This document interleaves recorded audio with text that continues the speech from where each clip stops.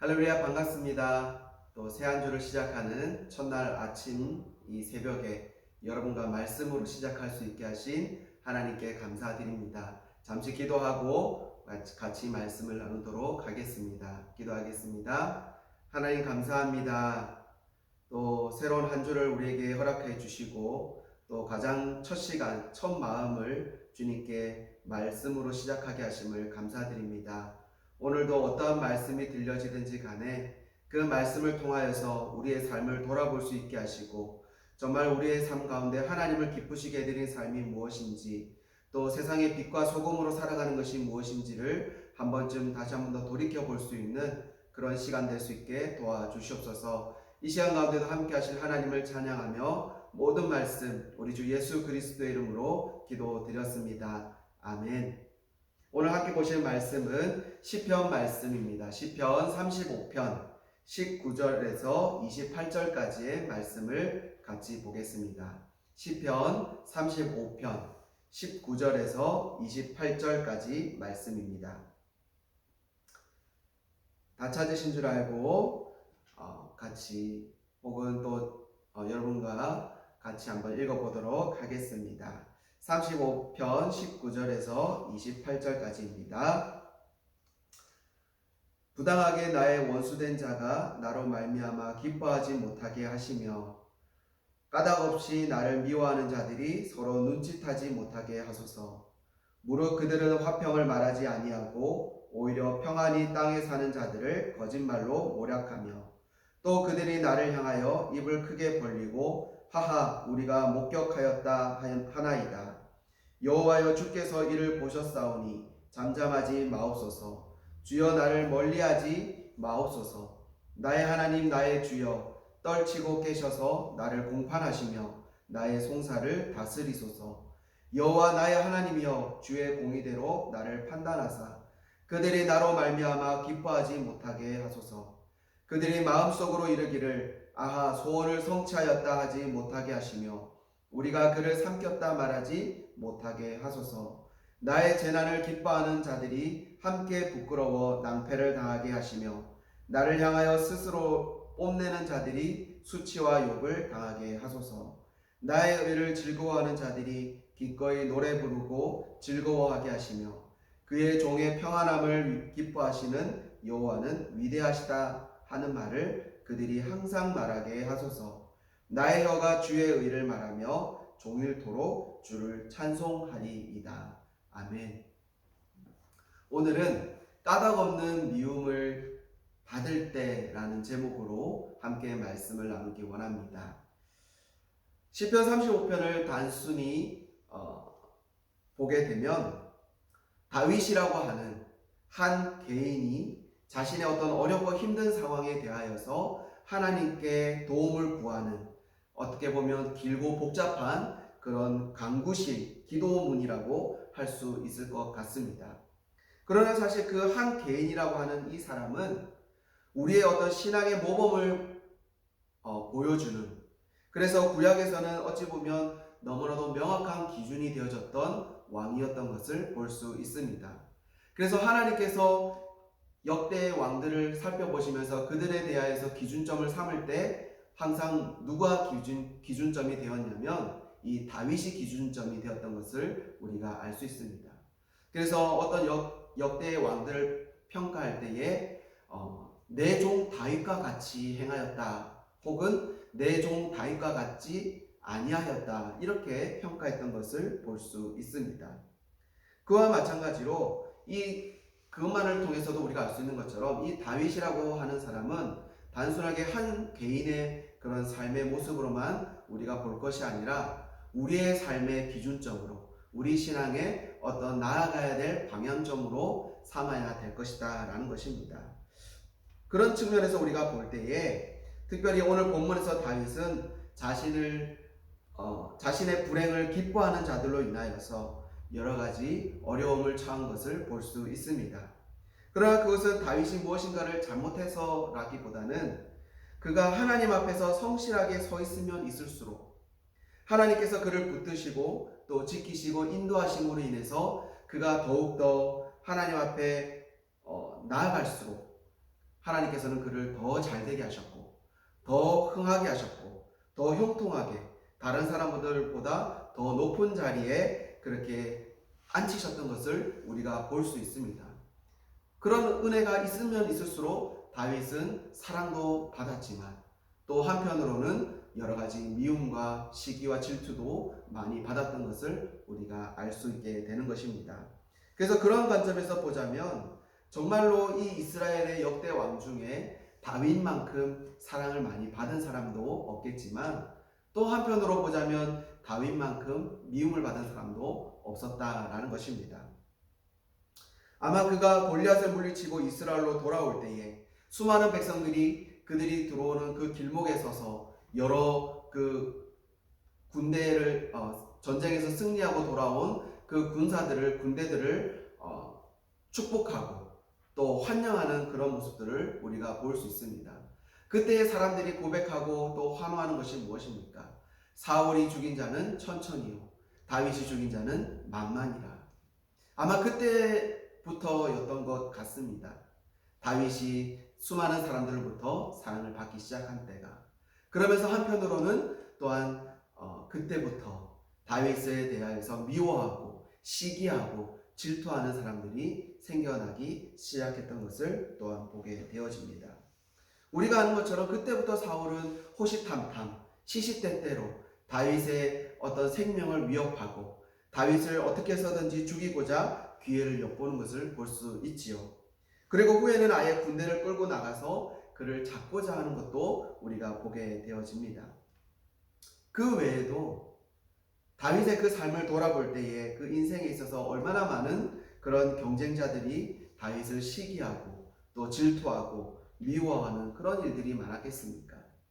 그가 잘되는 모습을 보면서도 어떻게 해서든지 그를 넘어뜨리려고, 어떻게 해서든지 그가 그렇게 쓰러지게끔, 뭔가 위협에 처하게끔, 성경에 오늘 본문에 기록된 것처럼 재난이 오기를 그렇게 기대하고 기다리는 그런 사람들이 많았다라는 것입니다.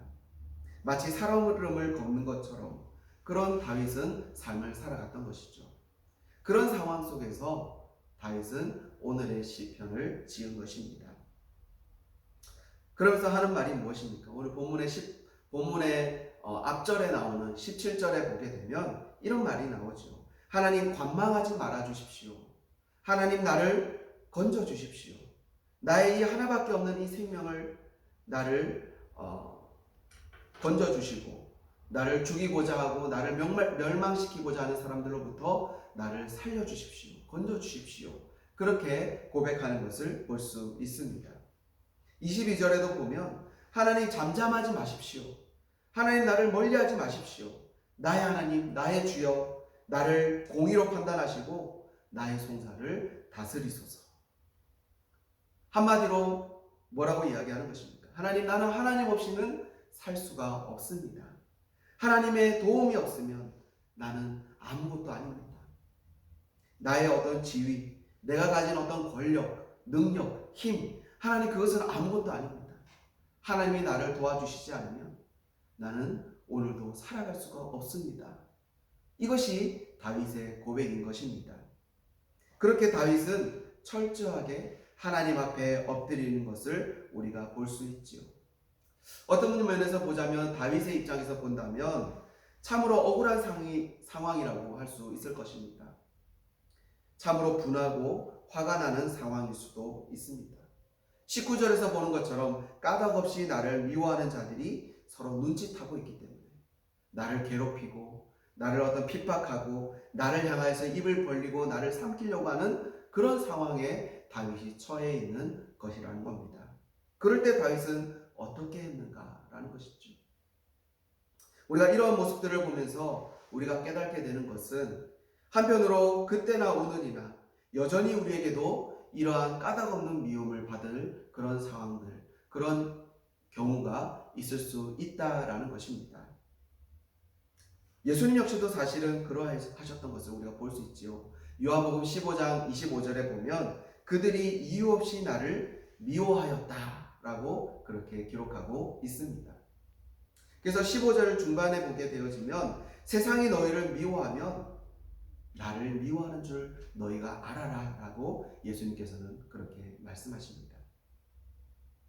그래서 우리가 지금 당하는 고난, 지금 우리가 겪는 여러 가지 어려움, 뭔가 까닭없이 나에게 계속해서 주어지는 그런 괴로움, 어떤 갈등, 그런 것들이 있다면, 아, 내가 지금 예수님을 잘 믿고 있어서, 내가 예수님의 제자이기 때문에 그렇구나, 우리가 그렇게 생각할 수 있을 겁니다. 그것도 맞는 말일 것입니다. 그러나 우리가 한 번쯤은 우리의 자신을 돌이켜보고 우리를 점검해보는 시간들이 분명 필요하다는 것이죠. 그래서 베드로전서 2장 19절에 보면 이런 말씀이 있습니다. 부당하게 고난을 받아도 하나님을 생각함으로 슬픔을 참으면 이는 아름다우나 죄가 있어 매를 맞고 참으면 무슨 칭찬이 있으리요. 그러나 선을 행함으로 고난을 받고 참으면 이는 하나님 앞에서 아름다우니라. 한 번쯤 생각해 보라는 것입니다. 우리에게 오는 그 고난, 우리가 당하는 고통, 어려움, 미움, 이것이 오게 된 이유가 어디에서부터 온 것인가?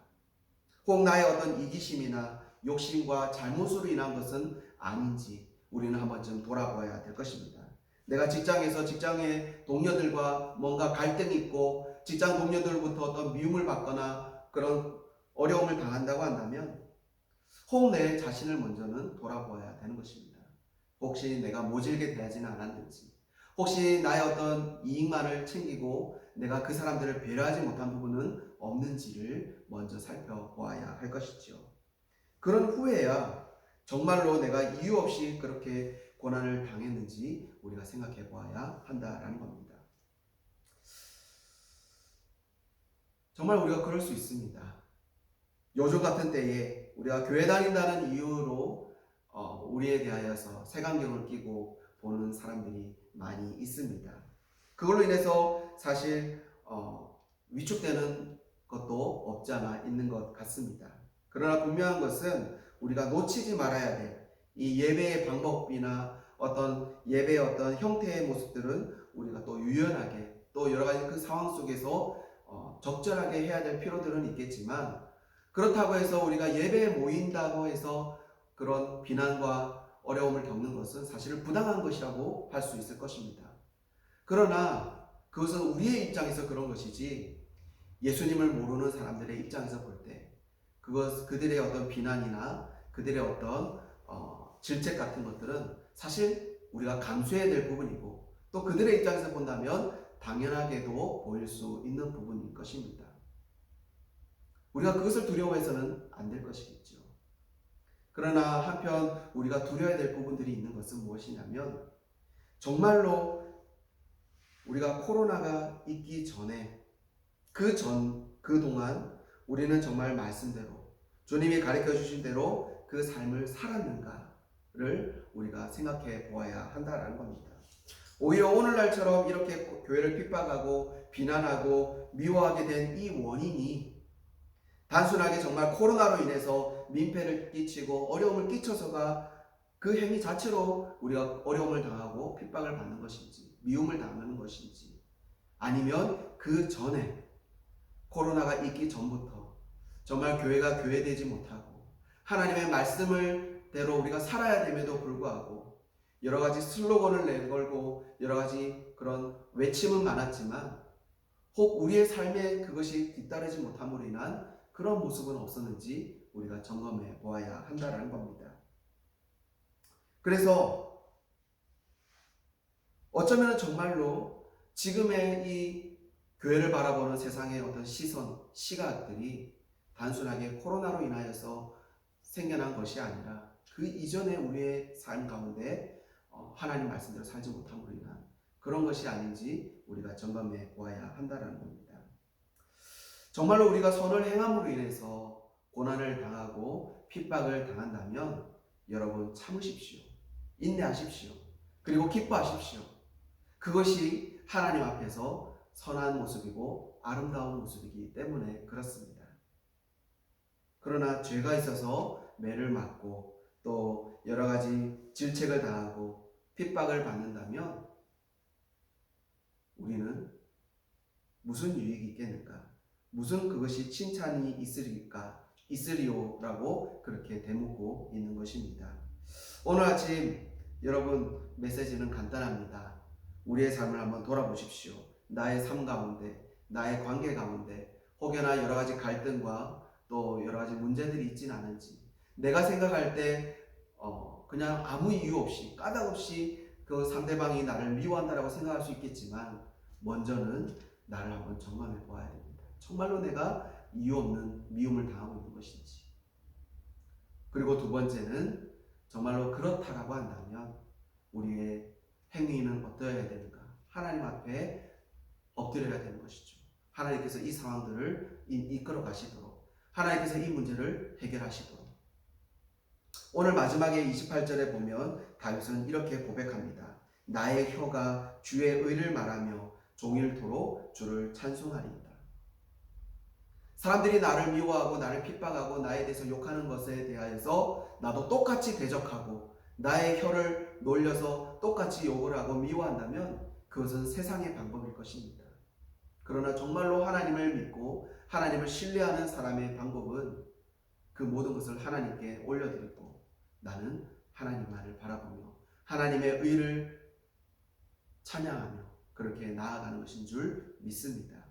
혹 우리의 삶 가운데 또 이번 한 주를 시작하며 우리에게 주춤거리게 만드는 여러 가지 갈등의 문제들이 있다면 먼저 그것을 위해서 기도하시고, 그러면서 나를 돌아보시고 내가 하나님 앞에서 어떻게 행해야 될지 지혜를 구하는 그런 우리의 모습이 되어지시기를 바랍니다.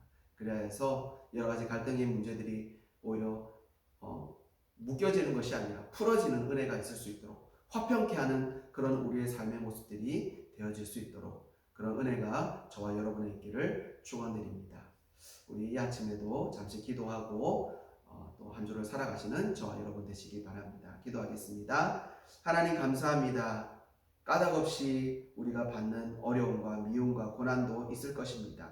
그러나 먼저는 우리 자신을 한 번쯤 돌아보게 하시고, 내가 예수를 믿음으로 인하여서 하나님을 믿는다고 하지만 여전히 사랑 없음으로 남에 대해서 배려하지 못함으로 그런 문제들이 생겨난 것은 아닌지 돌아보게 하시고, 그리고 나서도 나에게 그런 문제가 없음에도 불구하고 그런 어려움들이 온다면 하나님 그 모든 것들을 하나님께 내어 맡기고, 하나님 나의 입술로는 그들을 저주하는 것이 아닌 정말 하나님을 찬양하며 하나님을 예배하며 그렇게 하나님의 손길을 구할 수 있는 우리의 모습이 되어지도록 도와주시옵소서. 우리가 가물로 인하여서 갈등이 생겨나는 것이 아니라 풀어지게 하시고 화평케 하는 그런 자로서 살아갈 수 있도록 주님 도와주시옵소서. 이 한 주의 삶, 또 오늘 한 주의 삶도 주님 붙들어 주시고 하나님과 동행하며 살아갈 수 있는 그런 삶이 되어질 수 있도록 도와주시옵소서. 오늘 이 시간도 함께 하실 그 하나님을 찬양하며 모든 말씀 우리 주 예수 그리스도의 이름으로 기도드렸습니다. 아멘.